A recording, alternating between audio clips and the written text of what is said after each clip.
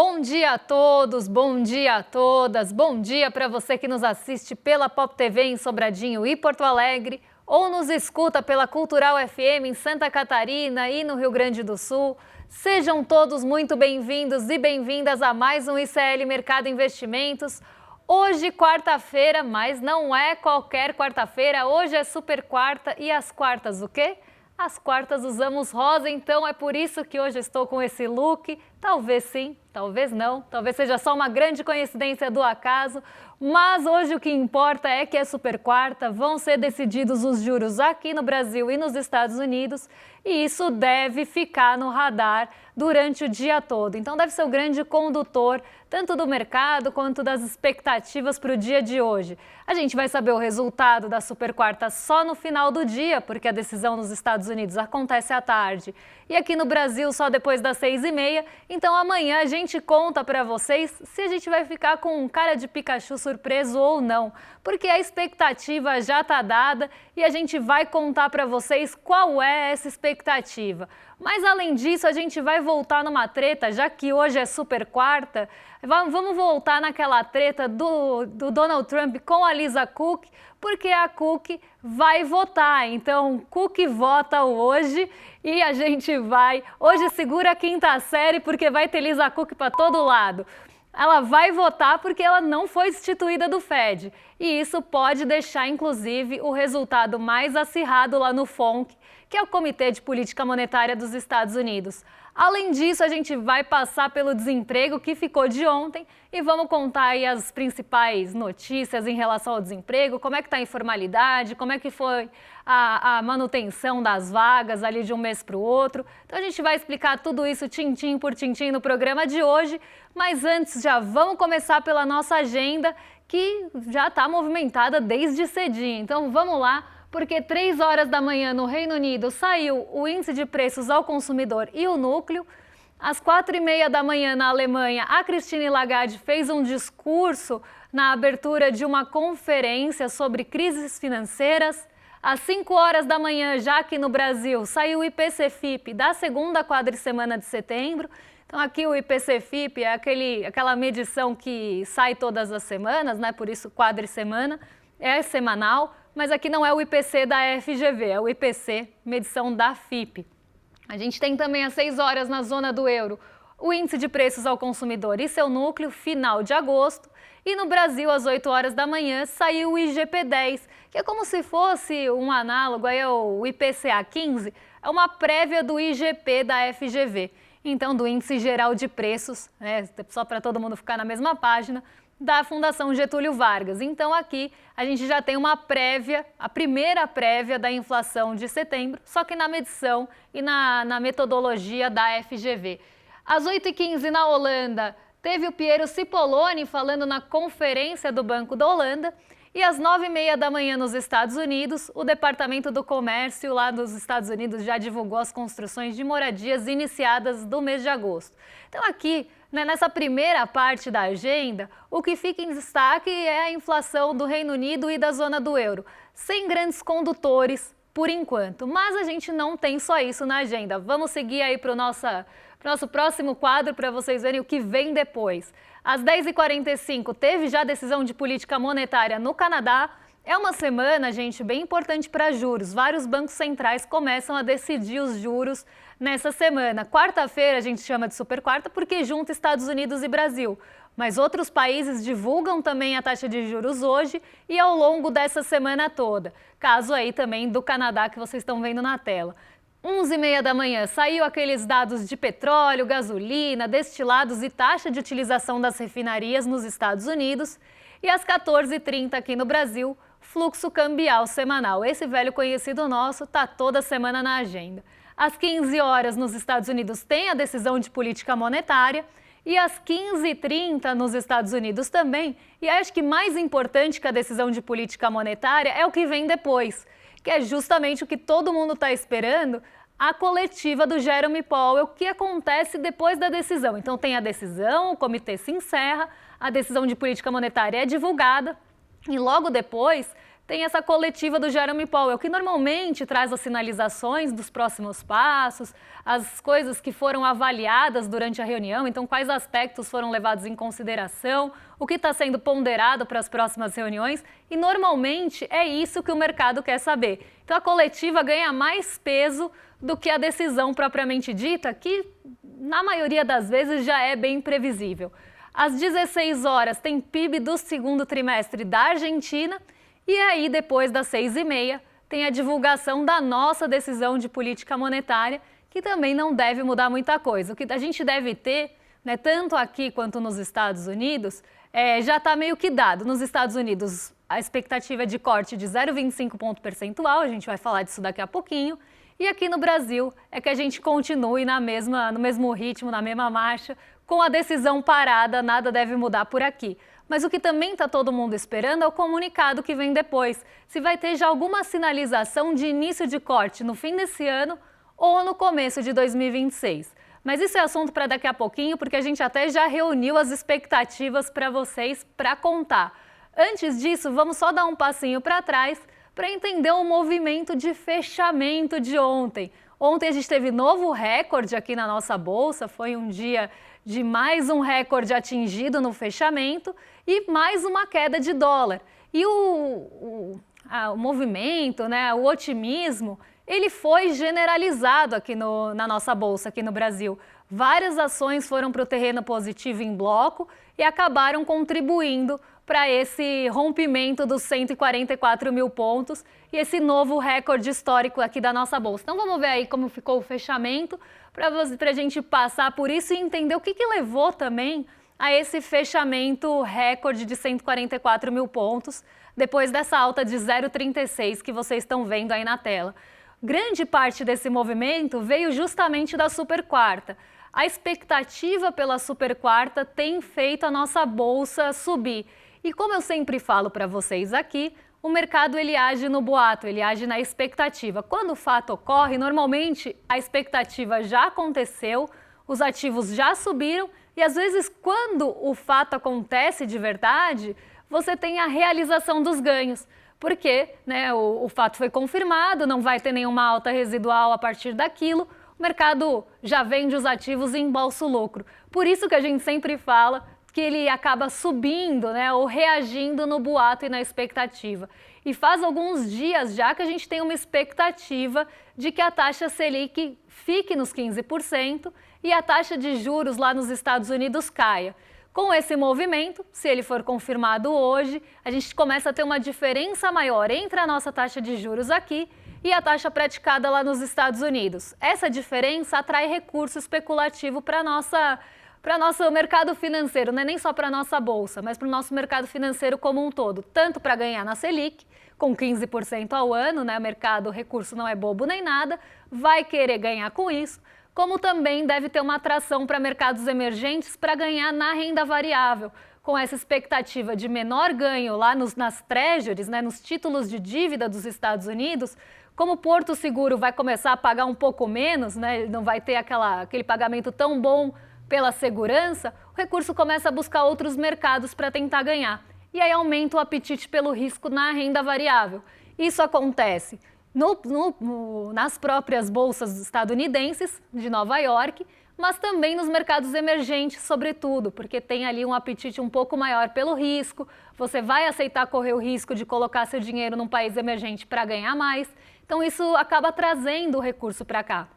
E ontem a gente viu esse fluxo estrangeiro entrando aqui de novo, teve entrada de recurso na nossa bolsa, teve entrada de recurso para buscar ganho também na renda fixa, e isso fez o dólar cair a 5,29, um patamar que a gente não via desde o ano passado. Então a gente teve mais uma queda consecutiva do dólar, o dólar continua se desvalorizando de forma geral, mas acelerado em relação ao real, por vários motivos, inclusive que eu já expliquei aqui. A gente teve uma valorização do dólar muito forte no ano passado, o real foi uma das moedas que mais desvalorizaram no ano passado, e aí, nesse ano, a gente está tendo essa correção, inclusive um pouco mais acentuada. Então, o dólar está caindo mais em relação ao real do que outras moedas, inclusive emergentes. Justamente por esse movimento que a gente teve histérico no fim do ano passado. Então, isso é uma correção também dessa rota do dólar e da bolsa que aconteceu no fim do ano passado. E aí o dólar chegou a 5,29, caiu 0,37, mas o movimento lá em Nova York não foi o mesmo que a gente viu aqui.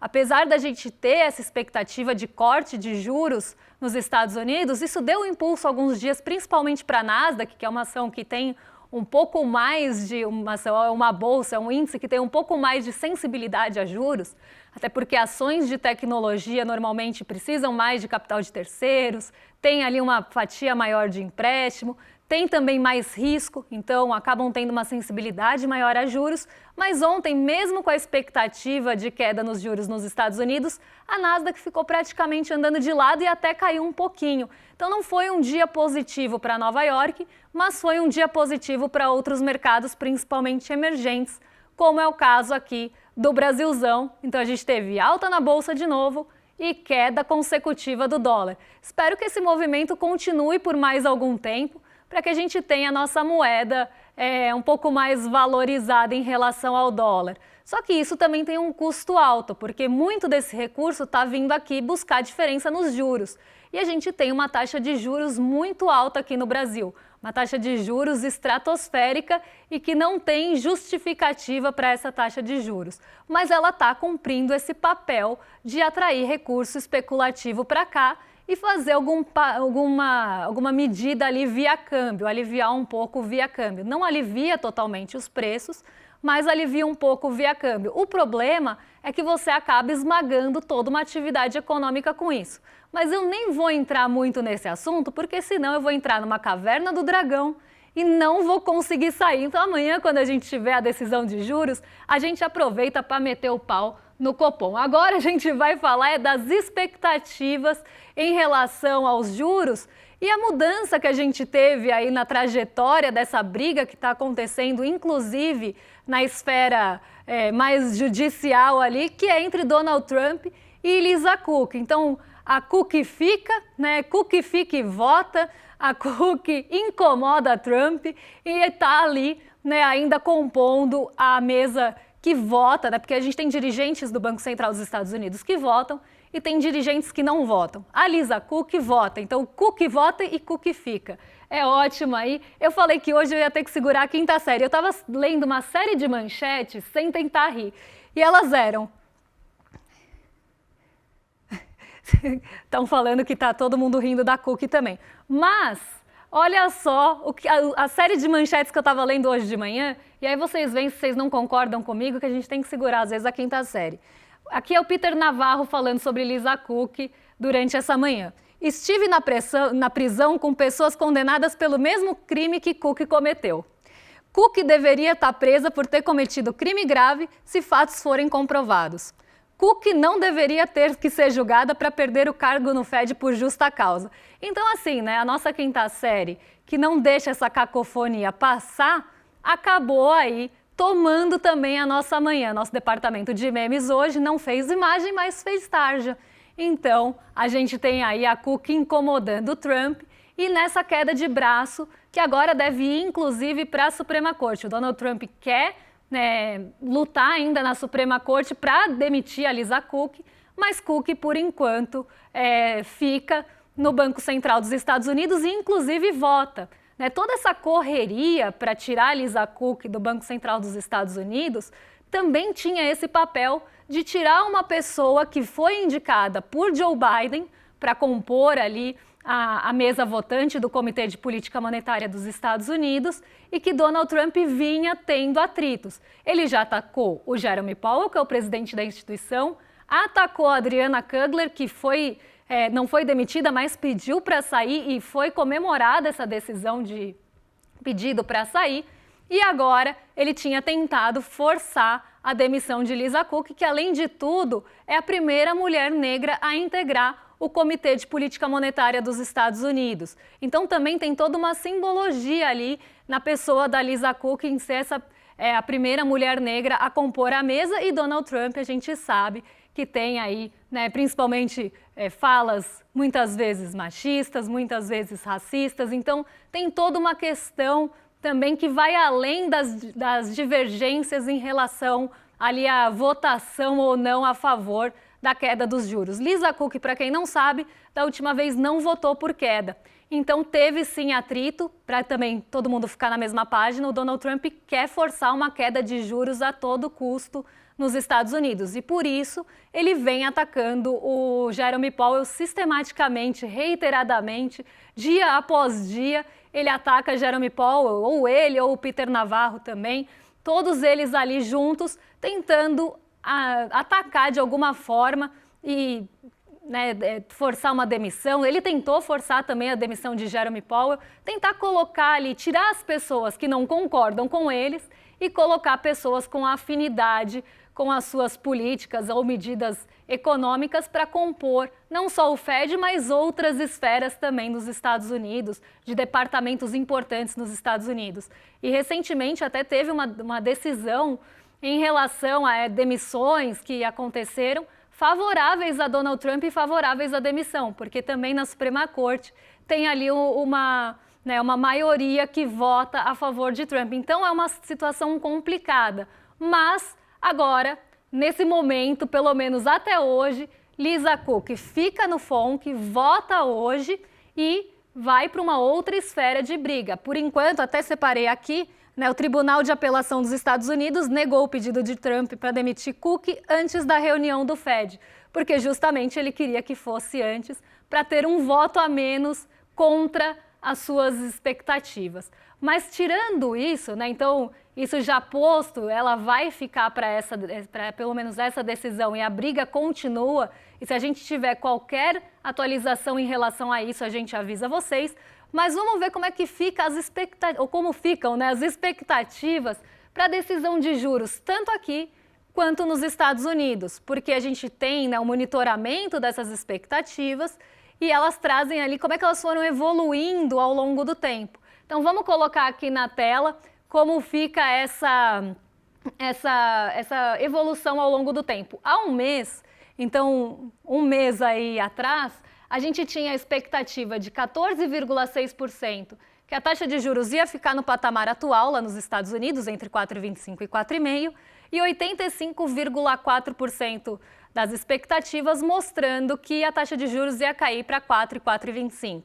Vocês veem que ao longo do tempo essa pirâmide inverte, cada vez mais cresce, a expectativa é que a taxa de juros vai cair, a manutenção some das expectativas, então aqueles 14% ali não aparecem mais, zera a expectativa por manutenção e a expectativa por corte para 4 e 4,25 abarca essa partezinha aqui dos 14,6. Então a gente tem de 91,1 a uma semana, um dia, então ontem estava em 95 e hoje 94%, mas não saiu de 95 para 94 com expectativa de manutenção. Subiu de 95 para 94 com expectativa de um corte ainda maior. Vamos colocar aqui na tela para o pessoal de casa acompanhar, porque olha que interessante, some ali os 14%, pode voltar no anterior mesmo, que esse é da Selic, a gente está dando spoiler já.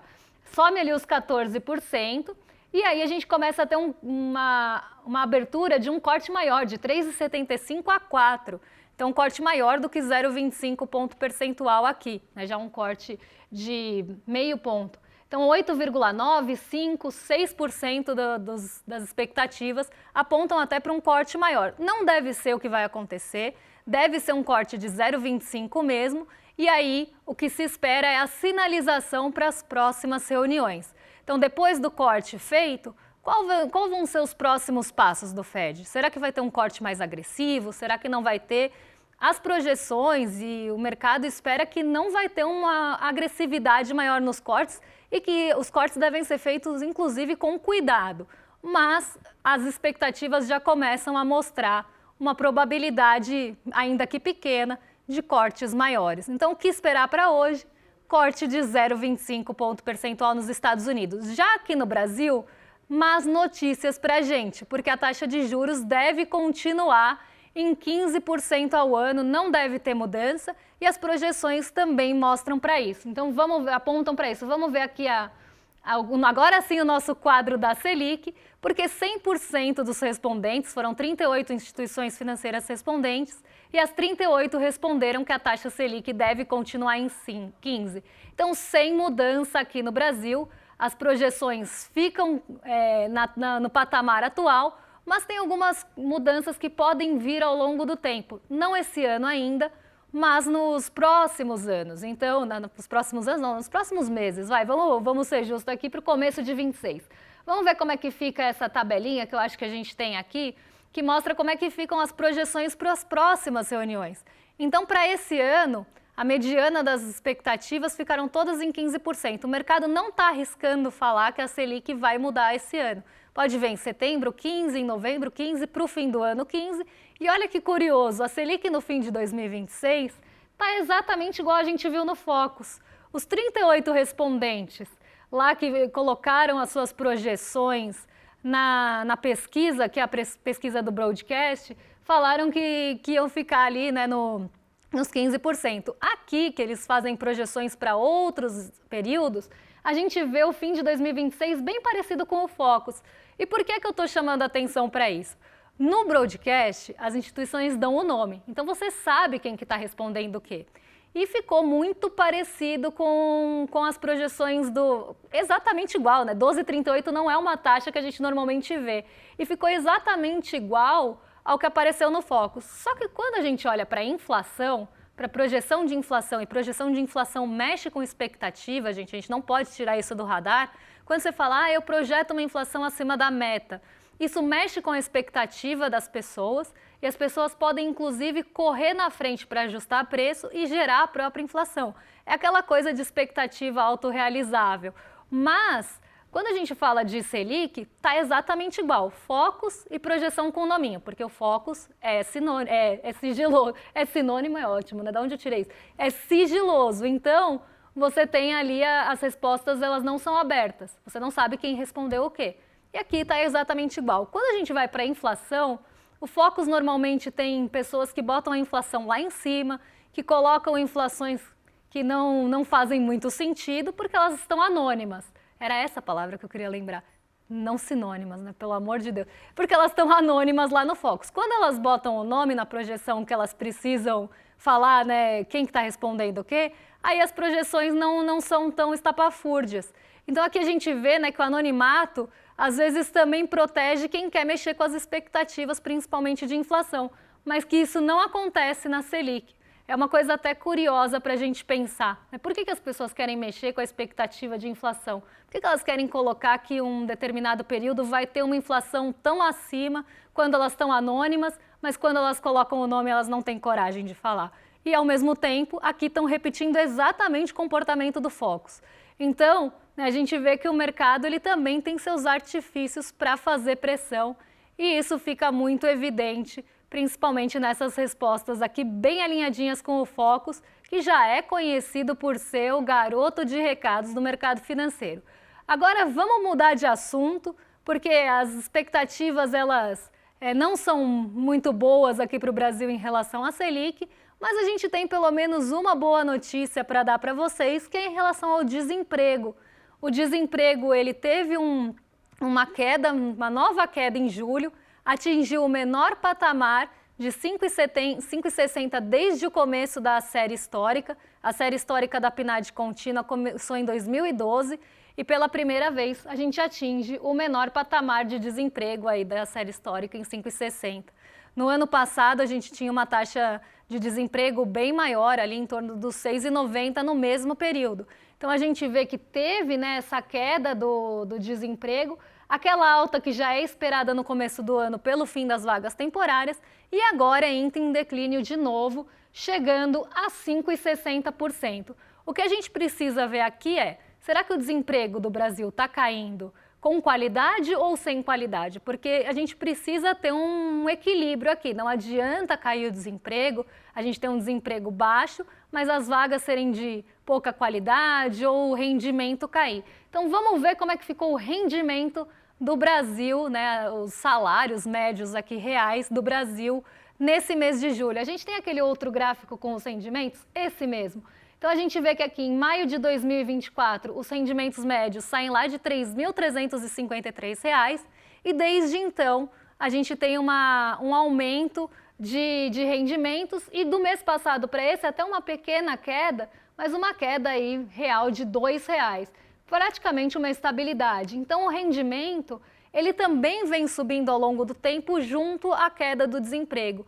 E isso é importante de se falar, porque não adianta nada você ter o desemprego caindo, mas o rendimento médio real, e eu falo médio real justamente porque já está descontando a inflação, o rendimento médio real caindo também.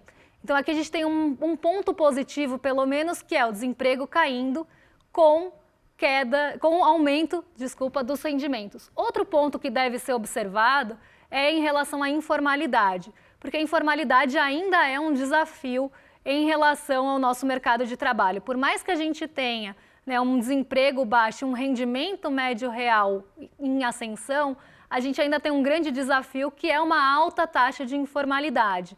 Mas quando a gente olha aqui o quadro, né, de variação entre as vagas, então quantas pessoas saíram, por exemplo, de um setor como empregado no setor privado e foram para o setor, por exemplo, privado sem carteira, a gente consegue ver essa mobilidade.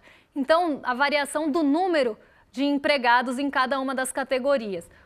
A gente teve um aumento, aqui é sempre em 121 mil, é sempre em 1.000 pessoas, tá? Eu não vou ficar repetindo, mas só que o total foram 121 mil pessoas a mais, né, empregadas nesse mês de julho, e a gente tem um aumento de 24 mil pessoas no setor privado, principalmente com carteira assinada. Inclusive o número de pessoas com carteira assinada nesse mês de julho atingiu também um novo recorde, só que a gente ainda tem todo o desafio da informalidade batendo na porta. Por mais que a gente tenha mais pessoas com carteira assinada, saindo inclusive ali do setor privado sem a carteira e tendo a carteira assinada, a gente ainda tem a informalidade muito grande aqui no Brasil. E esse é um ponto que a gente precisa discutir e bater na tecla.